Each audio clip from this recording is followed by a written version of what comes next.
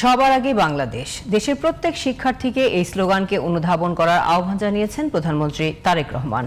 রাজধানী শেরেবাংলা নগরের বাংলাদেশ চীন মৈত্রী আন্তর্জাতিক সম্মেলন কেন্দ্রে শিক্ষা মন্ত্রণালয় আয়োজিত startup science project and innovation idea showcasing অনুষ্ঠানে তিনি একথা বলেন। এর আগে সরকার প্রধান দেশের মাধ্যমিক বিদ্যালয়গুলোতে বৃক্ষরোপণ কর্মসূচির উদ্বোধন করেন। মাহি হাসানের আরেকটি রিপোর্ট।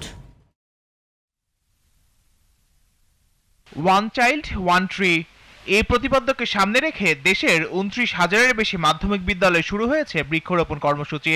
সোমবার দুপুরে রাজধানী শেরেবাংলা নগরের বাংলাদেশ চীন মৈত্রী আন্তর্জাতিক সম্মেলন কেন্দ্র থেকে ভার্চুয়ালি যুক্ত হয়ে প্রধানমন্ত্রী এই কর্মসূচির উদ্বোধন করেন। পরে একই স্থানে গাছের চারা রোপণও করেন প্রধানমন্ত্রী। পরে শিক্ষার্থীদের সৃজনশীলতা ও দক্ষতা বৃদ্ধির লক্ষ্যে দেশব্যাপী মাধ্যমিক পর্যায়ের শিক্ষক ও শিক্ষার্থীদের অংশগ্রহণে startup science project and innovation idea showcasing প্রোগ্রামে অংশ নেন প্রধানমন্ত্রী। এ সময় প্রধানমন্ত্রী বলেন, শিক্ষা কারিকুলামে স্পোর্টস, সংস্কৃতি ও ইনোভেশনের দিকগুলো আরো সম্প্রসারণ ও সংযুক্তির বিষয়ে সরকার পরিকল্পনা করছে।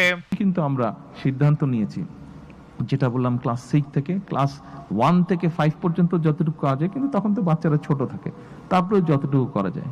কিন্তু 6 থেকে 12 পর্যন্ত বাচ্চাদেরকে আমরা যেরকম একটা থার্ড ল্যাঙ্গুয়েজ দিচ্ছি, তোমরা তো বাংলা পড়ছো, বাংলা বলছো, সাথে ইংরেজিও করছো, ইংরেজিটার উপরে আমরা জোর দিতে চাইছি। ইংরেজিতে আরো যাতে বেটার তোমরা বলতে পারো, লিখতে পারো, পড়তে পারো। শুধু শিক্ষাই নয়, জীবন চলার জন্য শিক্ষার্থীদের আশপাশের পরিবেশ সুন্দর ও পরিচ্ছন্ন রাখার আহ্বান জানান সরকার প্রধান। Mahi Hasan, GTV news, Dhaka.